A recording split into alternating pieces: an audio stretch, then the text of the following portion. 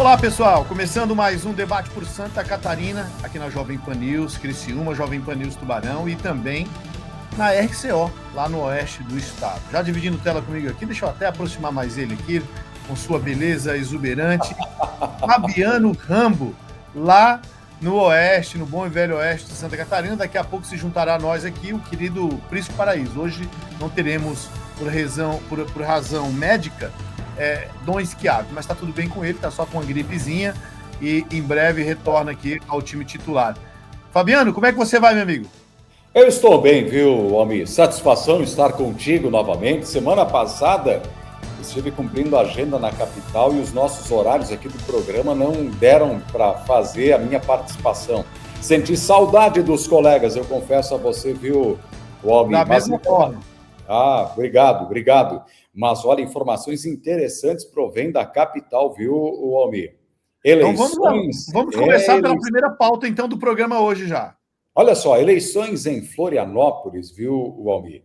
Circulando nos gabinetes lá na Assembleia Legislativa, conversando com algumas lideranças, que a gente manteve algumas reuniões durante a semana passada, e, obviamente, o assunto eleição 2024 veio à pauta aí, claro, a eleição Topázio e Dário Berger, que se põe em 2024 como uma das grandes eleições deste ano que vem por aí. Afinal de contas, a capital dos catarinenses é uma daquelas que tem segundo turno.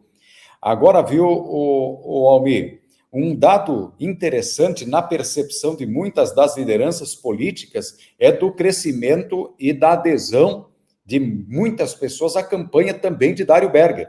A campanha para Topázio não será tão simples quanto no início se imaginou.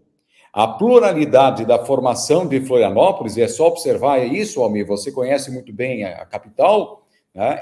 É um município muito plural, tem pessoas de várias regiões, e inclusive muitos gaúchos chegando agora na capital para trabalhar como autônomos. Inclusive peguei 2 Ubers na cidade, 2 gaúchos, um deles estando na capital apenas 3 dias, deixando a sua família no Rio Grande do Sul. E o que se sente é que essa pluralidade tende a ser muito benéfica para Dário Berger. Eu mesmo imaginei que Topázio teria uma campanha muito simples, muito fácil, em virtude do histórico de reeleição que a capital teria, mas Dário Berger, dado esse contexto, alguns deputados e algumas pessoas aí dos bastidores da política dão como certa a condição de segundo turno e vai ser disputadíssima a eleição no segundo turno em virtude de que as próprias alas de esquerda poderão apoiar Dário Berger pela proximidade do ex-senador, inclusive com o próprio PT no passado. Interessante, não é, Almir? Muito interessante, e eu acrescento, né, Fabiano? Eu participei de algumas eleições presencialmente em Florianópolis, as 2 do Dário, a dele em São José.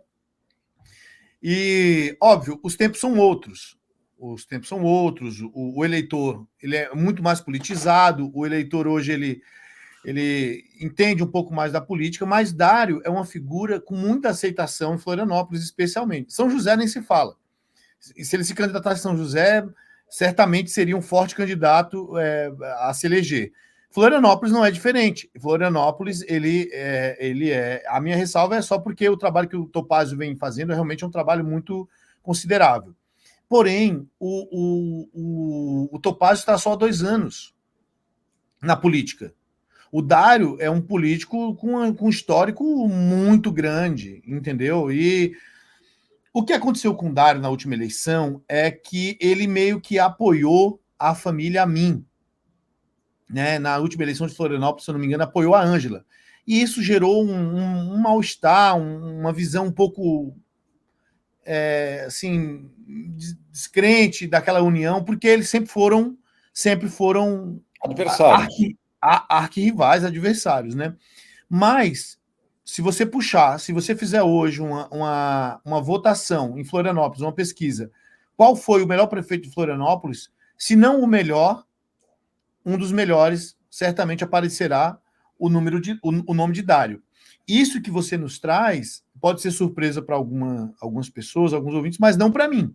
eu já havia conversado aqui internamente com o Daniel, com outros amigos, que o advento da chegada de Dário na disputa na capital realmente geraria ali uma outra situação né, não vai ser fácil. Aliás, eu não acredito que exista eleição fácil. Sei lá, aqui em Criciúma será uma das eleições mais disputadas do estado, será aqui, mas na capital não será diferente. Como não é diferente a situação em São José, que nós temos ali Orvino pelo PSD, Adeliana pelo PL, disputando ali quem é que tem a pauta de direita, quem é que tem a pauta bolsonarista, enfim. E na capital também não vai ser diferente, né, Fabiano? Então, o Dário ele vem como uma força possível. Se o Dário ganhar a eleição, não será surpresa nenhuma para mim, porque, como eu falei, é um político experiente, é um político que tem muitas vitórias, se relaciona com a esquerda, com a direita, e ele é o cara que eu vejo o seguinte: Florianópolis, se você pegar a eleição presidencial em Florianópolis, Bolsonaro ganhou 1% de vantagem, 1,5%, se eu não me engano, ou foi 2%, alguma coisa muito pouca, muito pequena, frente a Lula. Florianópolis é uma cidade cosmopolita, que tem gaúchos, nordestinos, muita gente nativa, mas tem uma galera lá que não é a galera exatamente a galera de direita que você imagina que tem aqui no sul, que tem no oeste. Isso, aqui no oeste. O oeste tem também muita gente de esquerda também, isso é normal, isso é benéfico para a democracia, né? Então, eu acho que Dário é o candidato que consegue conversar tanto com uma certa direita mais de centro de Florianópolis, como o pessoal da esquerda. E Topázio é um candidato mais de centro-direita. Seria isso. É fato. Agora, se você me perguntar quem ganha nessa disputa, ainda eu acredito que Topázio tende a levar a melhor na eleição, olhando o cenário de hoje. Olhando o cenário de hoje e toda a estrutura que a máquina pública também oferece.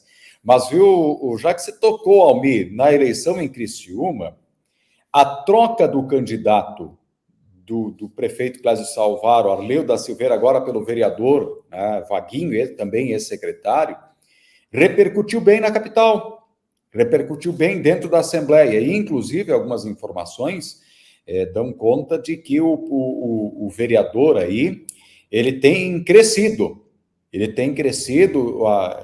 do choque inicial da troca, parece que agora está havendo uma recomposição, né, no sentido de tendência de voto ao vereador, porque creio que essa troca, né, Almir, Arleu Vaguinho, ali no sul do estado, também repercutiu bastante e, de certa forma, deu uma, entre aspas, uma balançada no Clésio Salvaro, que é o padrinho desta composição aí, que tem como liderança o PSD e o PSDB, que sempre foram muito fortes aí no Sul.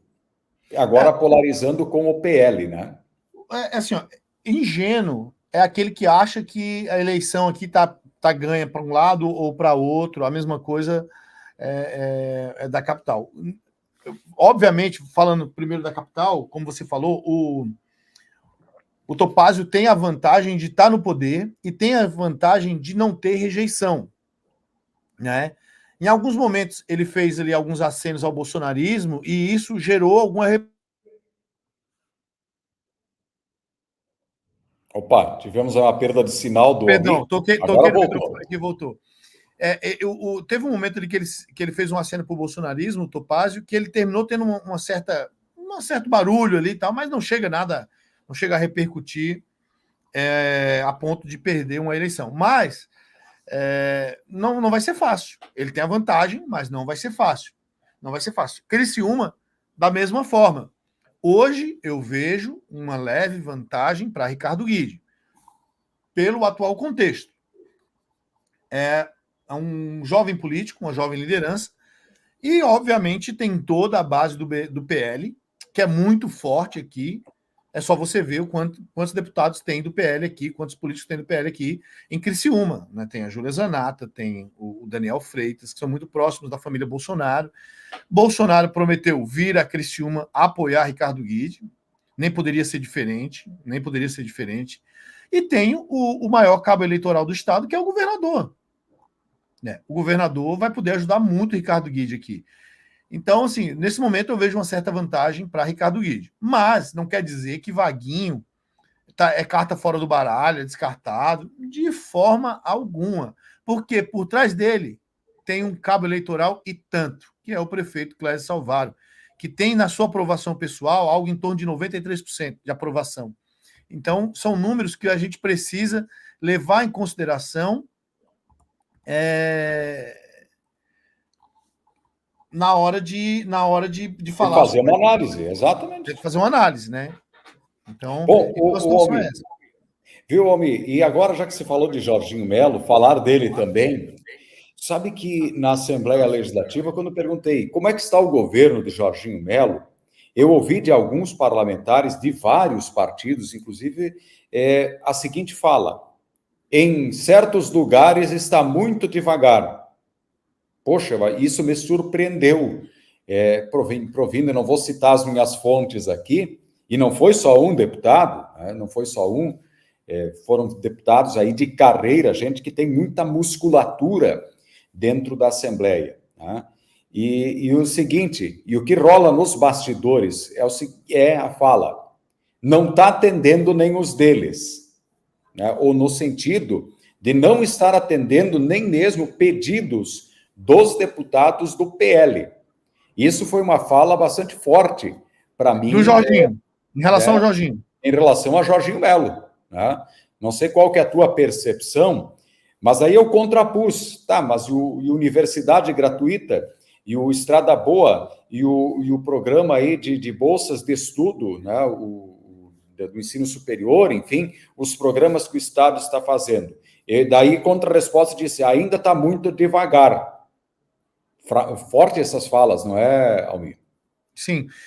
Assim, ó, a minha avaliação em relação a isso é que há uma certa... Eles sempre vão estar reclamando, né? Não estou aqui para bancar o advogado Jorginho, nem nada. Mas não, estamos discutindo, Almir, estamos discutindo o que eu ouvi. Os deputados, eu acho que eles sempre vão querer mais, sempre vão reclamar, e eu acho que essa é a forma de... Não pode mostrar satisfação, tem que estar sempre insatisfeito, até para que as coisas andem de uma forma mais célere, digamos assim. Mas Jorginho é estratégia pura. Jorginho sabe o que está fazendo. Jorginho não tá em outro mundo. Jorginho sabe aonde o calo aperta. Está se aproximando da eleição. Há movimentos que ele precisa fazer, Fabiano. Ele, como presidente do PL estadual, então ele sabe muito bem. Ele tem um pepino para resolver, que é Carlos Humberto em Balneário Camboriú, que se lançou como pré-candidato. O PL não pode impedir de Carlos Humberto ser pré-candidato. Já pensou o Fabrício apoiar como já disse que vai fazer, apoiar um outro candidato, o Carlos Humberto disputar e ganhar? E eu acho que sobre Balneário Camboriú rolou, inclusive, nos bastidores da Assembleia, inclusive, encontrei o deputado Carlos Humberto, né? Um abraço ao deputado, inclusive acompanha aqui o nosso programa, ele e a sua equipe, né? Mas o que a gente sente é que o próprio Carlos Humberto já fez uma opção. Se não será candidato, por baixo dos panos, como a gente fala na política, vai apoiar a Juliana, né, Pavan, né, a filha aí do ex-governador Pavan, que é do PSD, né, que é um partido que polariza nessas eleições com o PL. Né? Então, são cenários bastante difíceis, viu, Almir? Para então, fazer uma leitura. O Jorginho tem todas essas situações para resolver. E tem que administrar o Estado, que é a sua função principal. Então, vamos esperar um pouco. Agora, essa insatisfação da qual você falou, e ela é legítima por parte de algumas pessoas, as pessoas estão no direito de exigir. Eu também ouvi de alguns prefeitos, né, que estão tendo dificuldade. Teve até uma situação de um prefeito aqui, se eu não me engano, de Pedras Grandes, que chegou a entrar na justiça para que o governo do estado tivesse que cumprir ali com os contratos, verbas e tal, e aí no final terminou perdendo. Isso gerou um certo ruído no primeiro ano do governo Jorginho, mas agora, meu amigo, é esperar o desenrolar. Eu sei que as eleições que se aproximam serão disputadíssimas. Como é que está a situação de Chapecó? Quem que seria o adversário de João Rodrigues? Boa, Almir, você botou a bola no pênalti aí para mim. Sábado, entrevistei por cerca de 2 horas o prefeito de Chapecó, João Rodrigues, com a língua afiadíssima, diga-se de passagem, como lhe é peculiar. Falou do Rio Grande do Sul, para abrir um parênteses, né? Esclareceu algumas coisas e sobre política ele disse, sobre muitos políticos, em especial o prefeito de São Leopoldo, tá acabado. Lembrando que esse é do PT. E vários prefeitos do Rio Grande do Sul se acabarão com a crise. E o próprio governador, o Eduardo Leite, na avaliação de João Rodrigues, está com grandes dificuldades políticas, criticou a nomeação de Paulo Pimenta para ser vamos dizer assim, o ministro da reconstrução, que é o cargo que ele ocupa. E sobre a eleição em Chapecó, João Rodrigues está surfando na crista da onda, viu, Almir? A verdade é que ele trouxe, inclusive, para o seu lado, para a sua base política, seu principal adversário, que era Cláudio Vinhati, que agora está no União Brasil. E a sua esposa, que é vereadora, a Marcilei Vinhati, está também no União Brasil, quem compõe a base do governo. Cláudio Vinhati está no União Brasil agora, eu nem não sabia dessa. Cláudio Vinhati era do PT. Era do PT, foi para o PSB, que fritou o ex-petista, que inclusive teve um papel fundamental aqui no Oeste, dentro do petismo, né, dentro da base do PT, e agora no União Brasil, o mesmo partido de Jean Loureiro. Tá? Tu vê. Sua esposa está lá e creio que deve estar acompanhado também a sua esposa, mas a Marcilei, que é quem ocupa um cargo, já está dentro da coligação com João Rodrigues. Tá? E em Chapecó, há esta semana a expectativa da movimentação do PL, do partido Jorginho Melo. João Rodrigues e o governador deverão conversar sobre a eleição em Chapecó. O melhor nome que o PL tem era um MDBista, filho de Gelson Sorgato, ex-deputado de Xaxim, o Leandro Sorgato, empresário do ramo educacional. E agora está no PL. Quem sabe pode ser aí um vice. Entretanto, na mesma ocasião, entrevistei o José Cláudio Caramori, ex-prefeito de Chapecó, primeiro suplente do PSD a deputado estadual, que é um dos nomes que o PSD pleiteia, porque a ideia, viu, o Almir, é bem simples. O PSD sabe que João Rodrigues, ele deixou muito claro, vai ser candidato em 2026. Ele quer o governo do Estado. Se não vai para o governo, ele quer pelo menos o Senado, mas ele está focado em ser governador, inclusive citando Clésio Salvaro como um dos nomes, Júlio Garcia como um dos nomes, cita esses dois, e ele o terceiro, como aqueles que vão pressionar a eleição e o PSD para uma composição ao governo. Mas em Chapecó, João Rodrigues surfa na crista da onda e pleiteia o PSD a vaga de vice, porque ninguém tira a prefeitura de Chapecó de João Rodrigues, porque não há uma oposição forte o suficiente. Lembrando que até mesmo o MDB, que lá é muito fraco, hoje temos o Cleiton Fossá, que é uma pessoa importantíssima, 10 anos no MDB, e olha que curiosidade, ele que já foi lá da linha do PSTU, né, e hoje está no MDB, e também está compondo agora com João Rodrigues. Enfim, ao cabo, ele aglutinou todo mundo, menos o PT. Muito bem, dá as boas-vindas a Cláudio Prisco Paraíso, diretamente da capital. Estamos aqui a confabular sobre o cenário político atual aqui de Santa Catarina. Prisco, seja bem-vindo. Quero começar te perguntando sobre um tema que nós conversamos aqui e que é uma notícia de bastidor que traz o Fabiano, de que Dário cresceu muito na capital e a eleição de Topázio não será tão fácil como se imaginava dias atrás, meses atrás, com a chegada de Dário, que foi prefeito por 2 mandatos em Florianópolis, com uma boa aprovação. Seja bem-vindo, boa tarde. Muito boa tarde, meu caro Almir, Rambo e amigos e amigos. Estou aproximando aqui o microfone. Tá melhor assim? Melhor, tá ótimo. Que bom. Bom, vamos lá.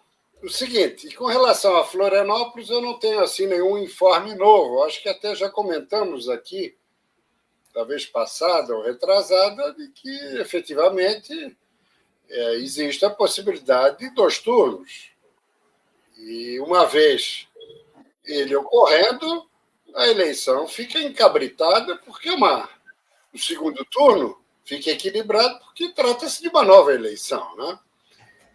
Então, não diria assim que temos alguma novidade. Tivemos nessa semana que passou o lançamento do ex-vereador Pedrão Silvestre, pelo PP, progressista, pelo visto em chapa pura. Então, aí já temos pelo menos 5 grandes candidaturas.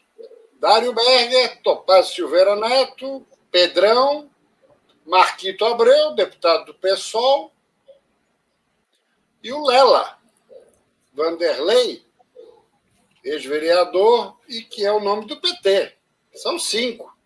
Porta Nova ameaça uma nova candidatura, seja ele ou seja o defensor público, Ralph Zimmer, aí já seria uma 6ª.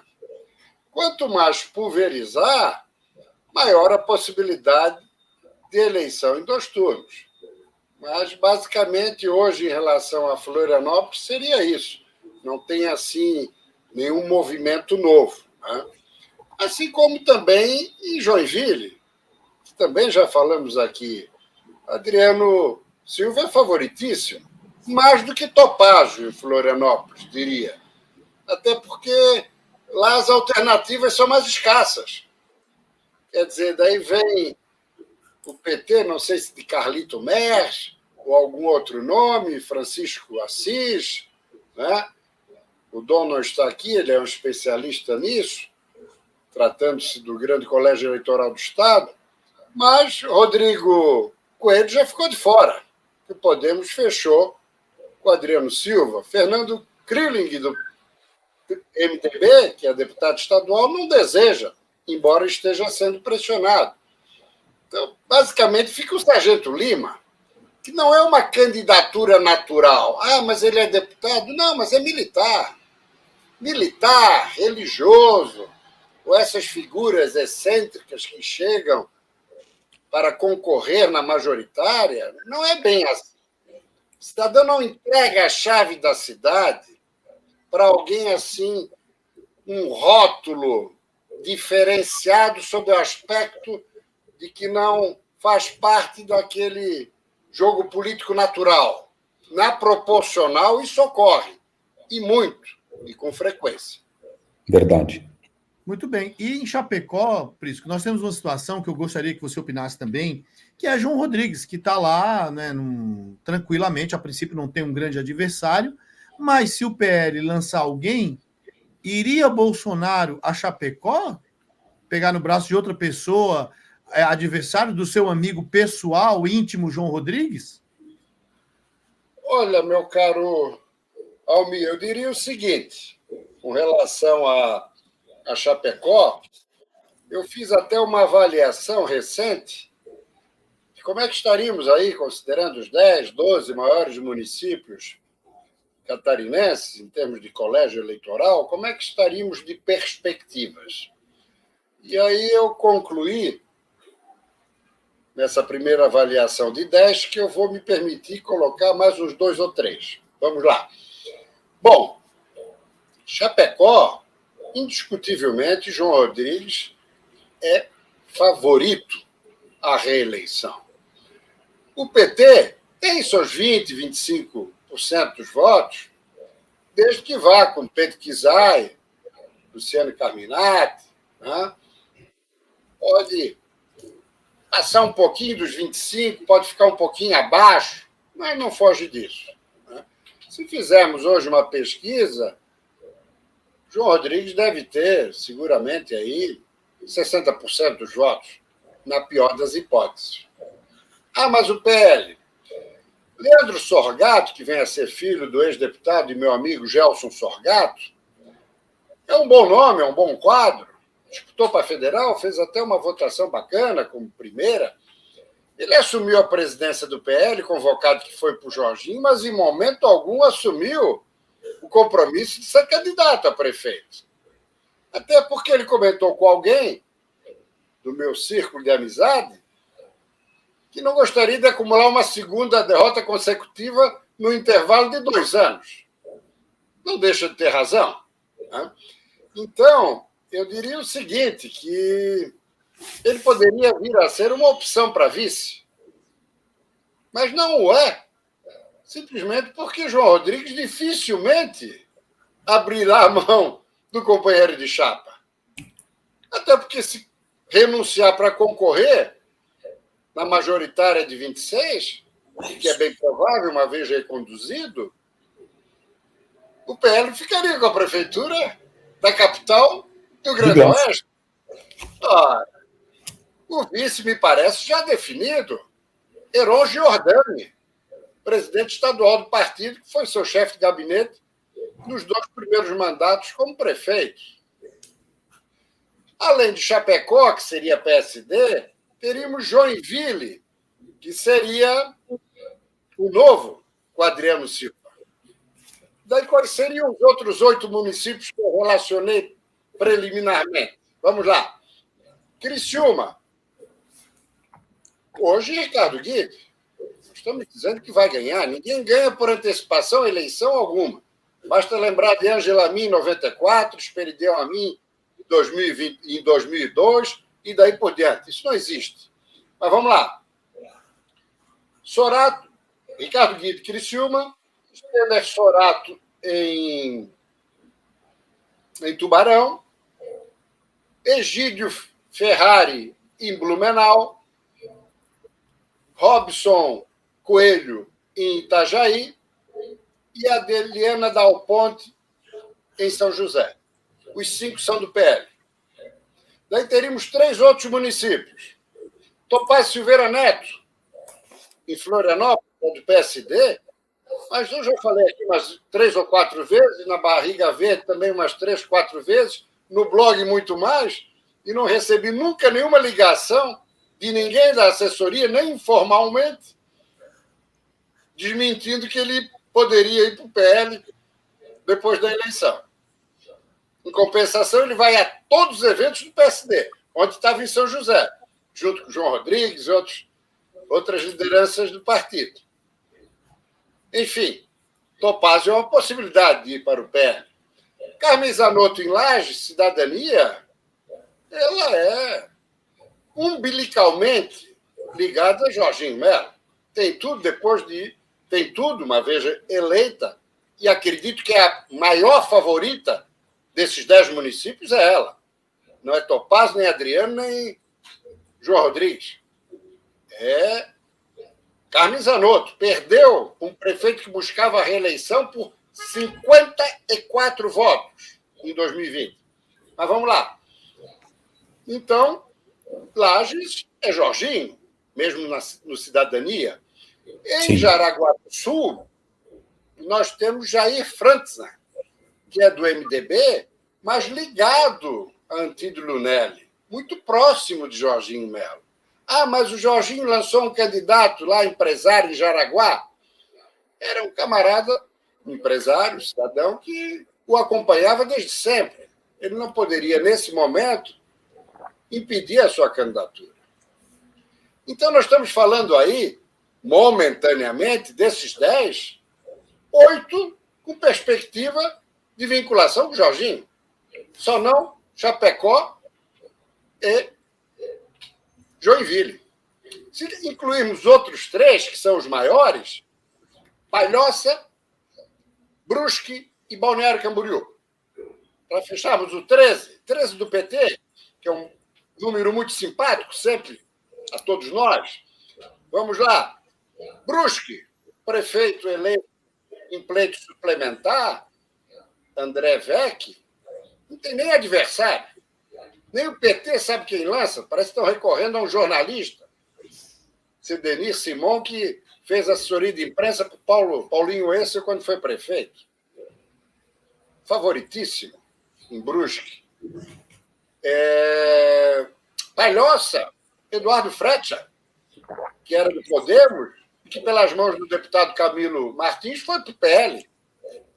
Ou seja, aí seriam mais 2 para o PL. E, por último, Balneário Camboriú. Ali está uma confusão geral.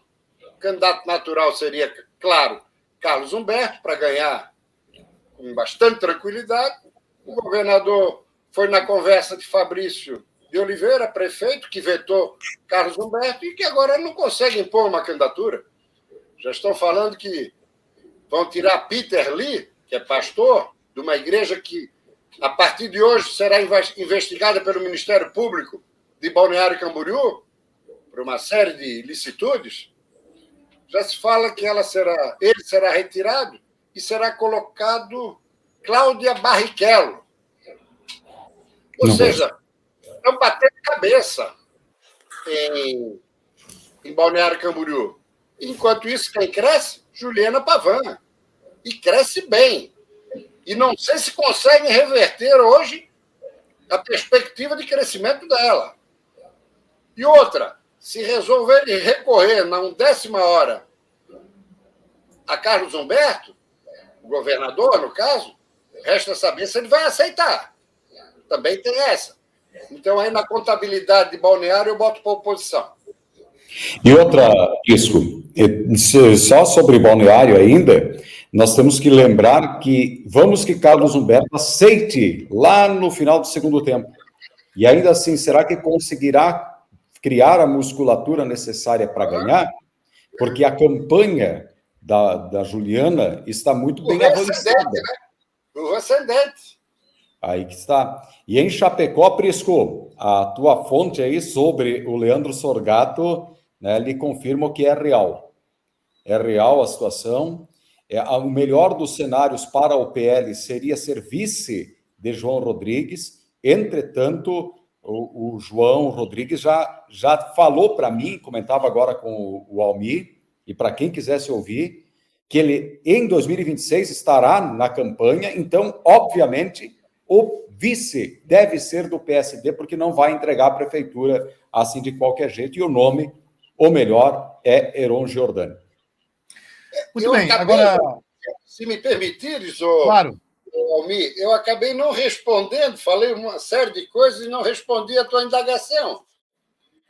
Se Bolsonaro iria ou não para Chapecó, faltou dizer isso, né? Sim. Então, eu te diria o seguinte, eu acho pouco provável, a não ser que seja uma Carol Detone, uma Daniela Rainer.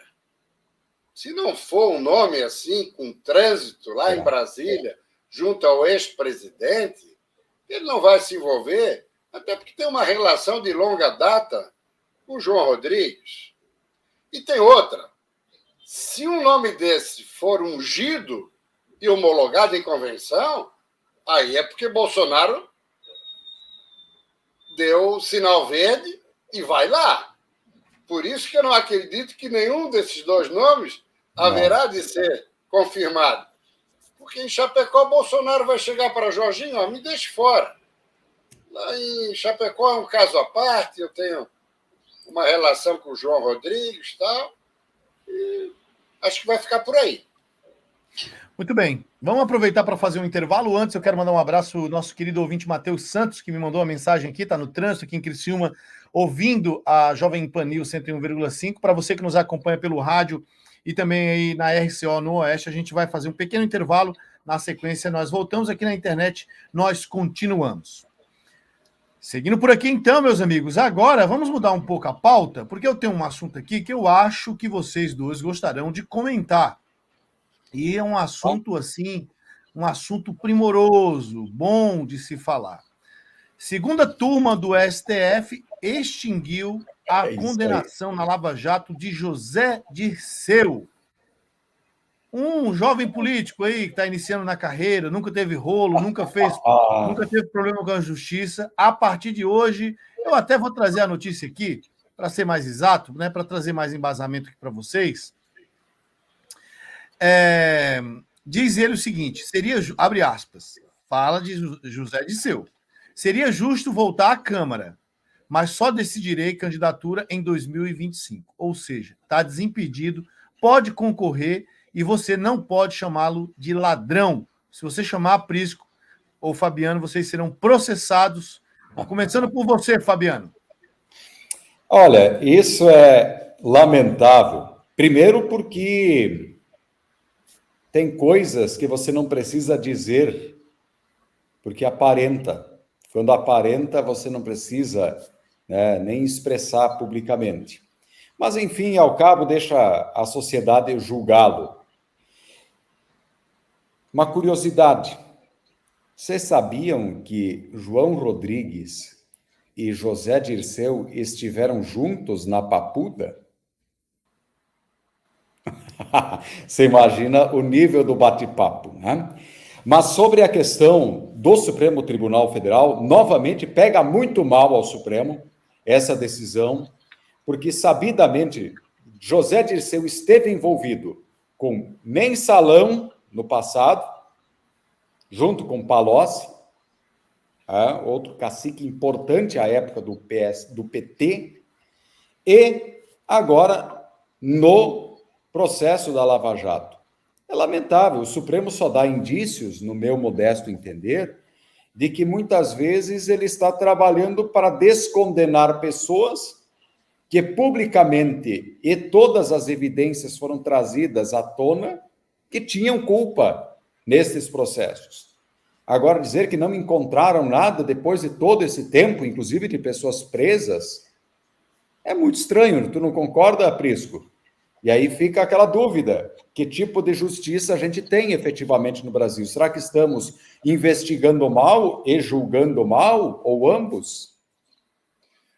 Olha, se vocês me permitirem, eu não desejo me alterar. Eu não farei comentários sobre a absolvição de Zé Dirceu. Eu aproveito o gancho do Almir, já que falamos de Tribunal Superior Eleitoral, para o julgamento de logo mais Sérgio Moro. Do senador Sérgio Moro. E Zé Dirceu, não. Alexandre de Moraes. Embora tenham algumas semelhanças, Alexandre de Moraes, ele prometeu que o julgamento termina hoje, diferentemente do que ocorreu com o senador catarinense Jorge Seife. Sempre lembrando, dia 3 ele entrega a presidência do TSE a Carmen Lúcia e deixa de integrar a corte, sendo substituído por André Mendonça, indicado ao Supremo por Jair Bolsonaro. Pois muito bem. As informações que chegam é que Moro será absolvido. Tem vários sinais no ar. O primeiro deles, o Ministério Público Eleitoral está fechado com o encaminhamento do Tribunal Regional Eleitoral do Paraná, contrário à cassação. Esse é o primeiro ingrediente. Segundo ingrediente, a vulnerabilidade de Alexandre de Moraes. Em meio a esse embate com Elon Musk e também com essa ofensiva do Congresso americano, que o deixa em situação de desconforto, não só ele, quanto o próprio Supremo. Isso começa a criar um clima desagradável para ele junto aos pares, que estão a respaldá-lo esse tempo todo.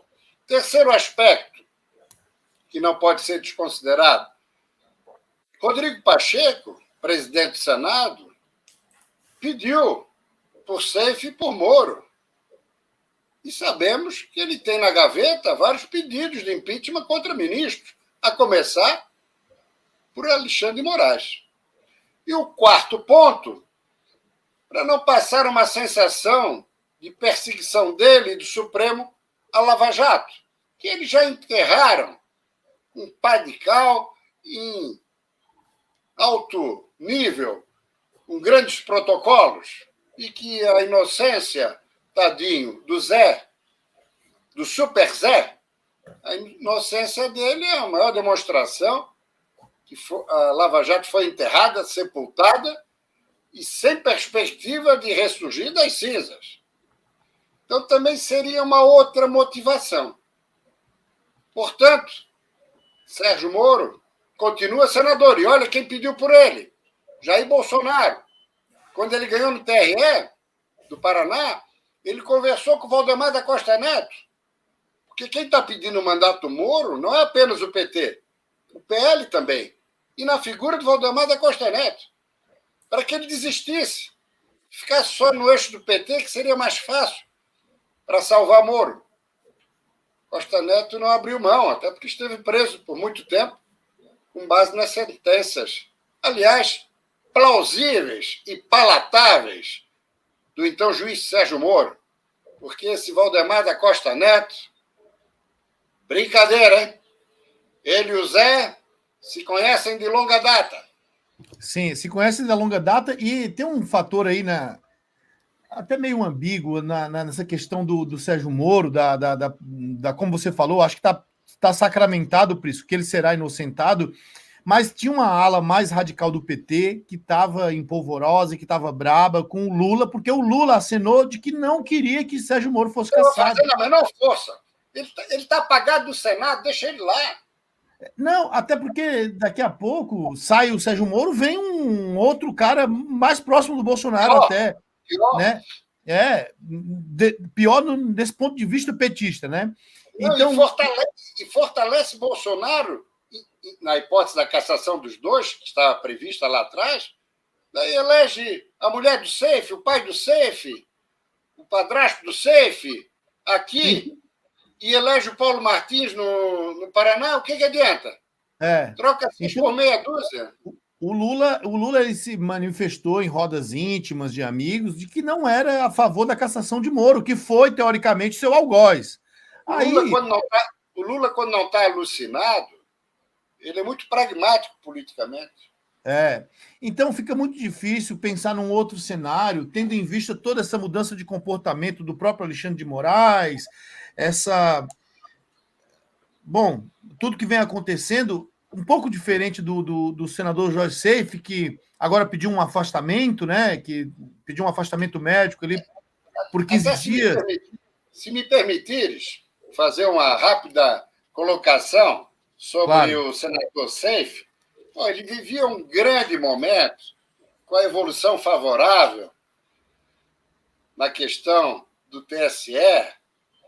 O relator, Floriano Marques, tinha se manifestado pela sua cassação, depois liberou o voto pela absolvição.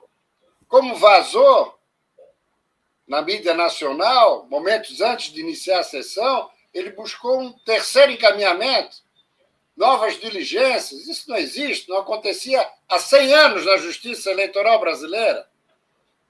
E o assunto ficou para frente, quando Alexandre de Moraes não vai estar mais na casa. André Mendonça, mais um voto em favor de Seif. A própria Carmen Lúcia já tinha balançado com a sustentação oral de Maria Cláudia Pinheiro, que já foi integrante do TSE, advogada de Seif. Então já estava tudo ok, e está tudo ok. Seif não vai ser cassado. Só para completar, não só porque Tarcísio de Freitas pediu por ele, e também já sinalizou para Kassab, fica quietinho aí, não se fala mais em Raimundo Colombo. Até porque Kassab é subordinado do Tarcísio de Freitas como secretário do governo do Estado de São Paulo. Entende? Então, ali ficou resolvido. E ainda teve outra informação que saiu agora. Tarcísio ainda nomeou o terceiro da lista para o Ministério Público de São Paulo, que é um íntimo de Alexandre de Moraes, e o primeiro da lista era um desafeto do ministro do STF e presidente do TSE. Não bastasse isso, teve o episódio do Rodrigo Pacheco, que também pediu por Seif, e, no final, o próprio Alexandre começou a observar, em função dessa vulnerabilidade que nós falamos em relação ao Moro, que não precisava também ficar caracterizado essa ira contra o bolsonarismo. E Seif é o 06, dito pelo próprio ex-presidente, como se fosse um filho. Então ele puxou literalmente o freio de arrumação Tanto é que o julgamento vai ser, inclusive, no momento em que Alexandre de Moraes não estará mais no tribunal. Só que depois disso tudo, em favor do SAFE, nem o fato de marcar presença no show da Madonna, até ele poderia ir. Acho que a patrulha da direita não tem nada a ver, é uma bobajada terrível. Mas isso afeta SAFE pela sua postura de bolsonarista raiz.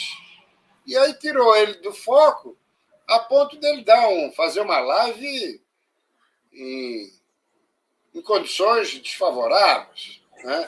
Alterado. Tanto é que pediu agora uma licença de 15 dias. Então, realmente, ele fez bem em pedir licença, tem que dar uma mergulhada e só voltar depois de estar com o seu mandato garantido, Almir. Fabiano. Bom, Prisco, você falou aquilo que eu ia comentar. E o que eu ia dizer para ti, Prisco, que essa nomeação de São Paulo, eu acredito que tenha tido muita influência nesse processo todo. Agora, SAFE, na minha opinião, deve continuar no mandato. Ele conquistou esse mandato, só que ele tem um detalhe: ainda ele não mostrou a sua potencialidade como senador. Ele ainda não conseguiu ser o senador que Santa Catarina precisa. E eu digo mais: Santa Catarina, neste momento, tem apenas um senador, que é Esperidião Amin. Com todo respeito à dona Ivete da Silveira, pelo legado de Luiz Henrique da Silveira, mas, neste momento, ela está cumprindo tabela, né? Ainda não conseguiu trazer algo que os catarinenses percebessem para além de críticas a ela. E, diga-se de passagem, nas suas votações ou nas suas posturas, tem sido bastante criticada pelos catarinenses. E Esperidião Amin tem surfado, como disse, na crista da onda, presente, autêntico, e inclusive conversando com vários partidos e sendo o articulador que Santa Catarina precisa lá em Brasília. Então, o senador de Santa Catarina é Esperidião Amin. Dona Ivete ainda não conseguiu se solidificar na política, e acredito que nem vá, e o Jorge Seife agora vai ter esse momento de absolvição, tirar o time de campo, porque aquela live que ele fez, viu, Prisco, pegou muito mal. Para os seguidores fiéis da direita, conservadores, a participação no show da Anitta foi um pecado. Da Madonna. O que, para mim, não muda nada. Sim. Agora, eu quero... Já estamos aqui no final do programa, e tudo isso que está acontecendo, e o Prisco tem faz uma análise muito próximo do que eu acho que vai acontecer, se não exatamente o que vai acontecer, que é a absolvição de Sérgio Moro e de Jorge Seife. Mas me chama a atenção uma outra coisa, para a gente finalizar o programa de hoje, que é Alexandre de Moraes é tido como um advogado do Lula, praticamente. Porque a direita, os bolsonaristas mais raiz, acham que Alexandre de Moraes ele trabalha para o PT, trabalha para o governo. Aí você agora percebe que Alexandre de Moraes indicou procurador para Tarcísio, recebeu Tarcísio, vai absorver, porque é possível absorver Sérgio Moro, é possível absorver Seife. Então, ora, e cadê aquele Xandão do PT? Homem, deixa eu só fazer uma justificativa. Quem é paulista sabe que Alexandre de Moraes era advogado do PSDB. Ele era o cara do PSDB combativo dentro da escola de direita das vertentes, entre aspas, de esquerda. Então, a história dele diz o contrário. O que parece é uma birra particular do ministro. Tanto é que, quando ele foi indicado por Michel Temer para o STF, qual foi o partido que mais fez oposição e que mais detonou? Foi justamente o PT, a começar por Gleice Hoffmann. Inclusive, Randolfo Rodrigues, o saltitante senador do Amapá, entendeu? E vários outros que hoje estão aí em converscotes com o ministro do STF. Então, o que eu quero dizer com isso... E o que você colocou é muito pertinente. Agora resolveram absolver, mas antes iam condenar. Mas, afinal, os autos sinalizam o quê? Tem que condenar ou tem que absolver? Por Porque senão é um jogo político. Mas é que acontece, é que depende se a Lua está em Mercúrio, se Mercúrio está retrógrado, tem toda uma variação dos astros. Se o amigo me permitir, eu vou fazer uma rápida colocação, pegando carona numa pertinente observação do Rambo. Espelho de Almin é 3-1. Vale por 3 senadores, Espelho de Almin. Efetivamente, Seif até tem uma boa atuação de plenário, de tribuna, mas são temas políticos, são temas nacionais. O senador é o representante do Estado. O Senado é a casa da federação. Tanto é que são 3 por Estado. O Acre, pequenino Acre e São Paulo, os dois têm os mesmos 3 senadores, têm direito aos mesmos 3 senadores, diferentemente da Câmara, que é proporcional à população. Então, eu diria o seguinte: Espelho de Almin continua nadando de braçadas, não só pela sua performance como senador da República, o que homenageia Santa Catarina, porque hoje é o melhor senador da República no Brasil, mas também na defesa dos interesses do Estado. Ele consegue tempo também para se movimentar e atacar em todas as frentes naquilo que é do interesse de Santa Catarina, das pautas, dos pleitos, das reivindicações. Então, eu diria o seguinte: Espelho de Almin, se mereceu o apoio de Jair Bolsonaro, só assim ele consegue mais um mandato em 2026, mas tem que ter o apoio de Bolsonaro, até porque o eleitorado renovou muito e ele já tem 50 anos de vida pública.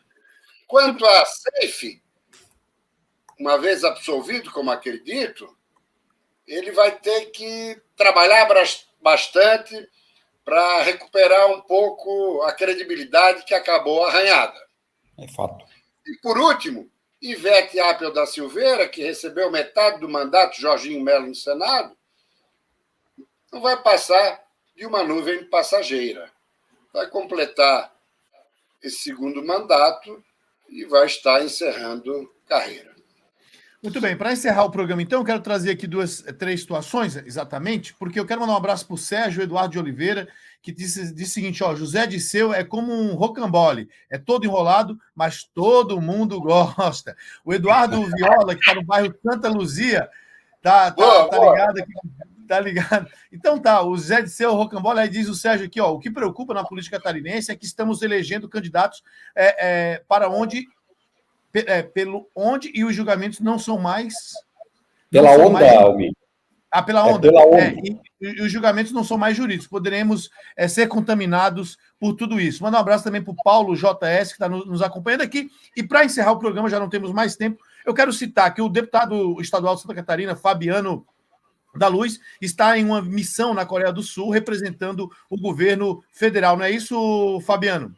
Exatamente, está junto do governo federal. O que me chamou a atenção foi o evento que ele está participando lá, né? Qual que é o evento? Aliás, não só ele. Ivan Nats, Mário Mota, Fernando Krilling e outros deputados. E sabe quem é a embaixadora do Brasil na Coreia do Sul?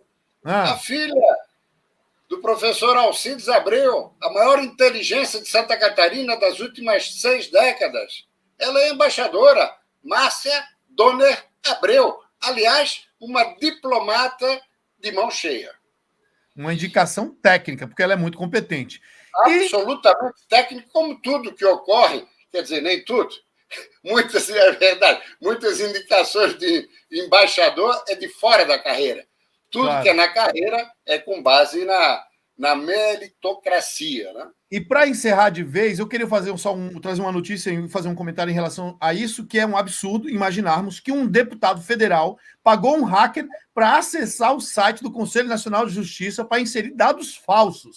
Hoje, o STF abriu um inquérito, então, aí, contra a deputada Carla Zambelli, que está se aproximando. Vai perder o mandato, hein? Vai perder o mandato e vai perder a vida pública, porque ela se afastou do bolsonarismo, ela se afastou do que a direita defende, aquele ato dela de ela perseguir uma pessoa negra com arma na mão, e aquilo enterrou de vez.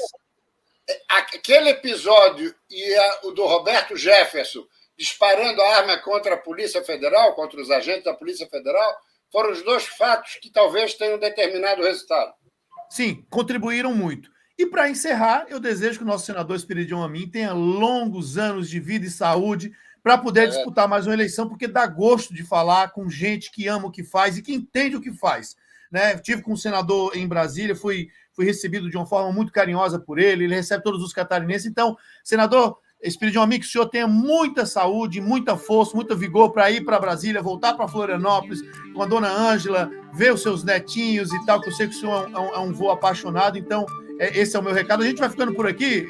Pode concluir. É um apaixonado por Santa Catarina. Manja tudo, conhece tudo de Santa Catarina, das tradições. Olha, é fantástico. Para você que nos acompanhou na internet, muito obrigado pelo seu carinho. Fabiano, obrigado pela sua participação. Valeu, gente. Até quinta-feira. Prisco, um abraço para você. Obrigado pela sua participação. Abraço forte. Até a próxima, gente. Valeu.